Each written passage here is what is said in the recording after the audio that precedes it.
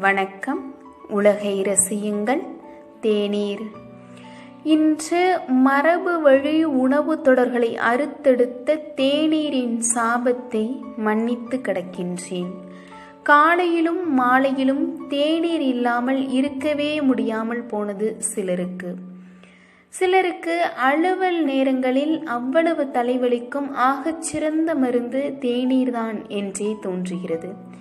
இன்னும் சிலருக்கோ செய்தி நிலையம் போல் தெருமுக்குகளில் இருக்கும் தேநீர் கடைகள். அங்கு சென்று ஊரில் உள்ள செய்திகளை கேட்டும் பேசியும் வரவில்லை என்றால் உலக செய்தியே ஊருக்கு தெரியாதது போன்ற உணர்வு. இப்படி தேநீர் நம்முடைய வாழ்க்கை முறையில் ஒரு அங்கமாகவே மாறிப்போனது. கிட்டத்தட்ட 90களில் பிறந்தவர்களோடு கடந்து போன நாம் மறந்து போன அமிழ்தம் எது தெரியுமா? நீராகாரம், கம்பங்கூழ், கேப்பங்கூழ் போன்ற நம்மளுடைய பாரம்பரிய பானங்கள் தான். இவை ஒவ்வொன்றிலும் ஒவ்வொரு சத்துகள் நிறைந்து வழிந்து கிடக்கிறது. ஒரு 60 வயதை கடந்த ஆரோக்கியமான முதியவரிடம் உங்களுடைய ஆரோக்கியத்திற்கு காரணம் என்னன்னு கேட்டோம்னா, பழைய சோறு, கம்பங்களி, கேப்பங்கூழ், வேறென்ன அப்படின்னு தான் பதில் வரும். இன்று நம்ம அடுப்பங்கரை சோற்று பானையில் இருக்கிற நீராகாரத்தை கூகுளில் தேடிக்கொண்டிருக்கிறோம். காரணம் என்ன தெரியுமா? அமெரிக்கன் நியூட்ரிஷன் அசோசியேஷன் பழைய சோற்றின் பலனை பட்டியலிடுகிறது.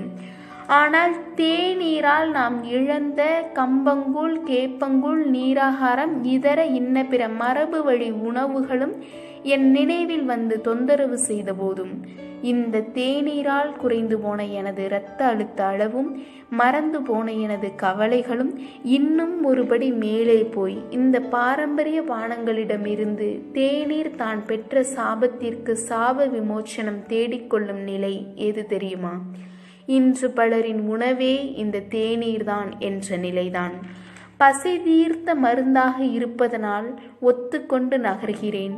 ஆனால் ஒவ்வொரு நாளும் தேநீர் அருந்தும் பொழுதும் மரபு வழி உணவு சங்கிலி அறுபட்ட ஏதோ ஒரு குற்ற உணர்வு என்னை உறுத்தி கொண்டே உள்ளது. வாழ்க்கை அழகானது. ரசியுங்கள். நன்றி.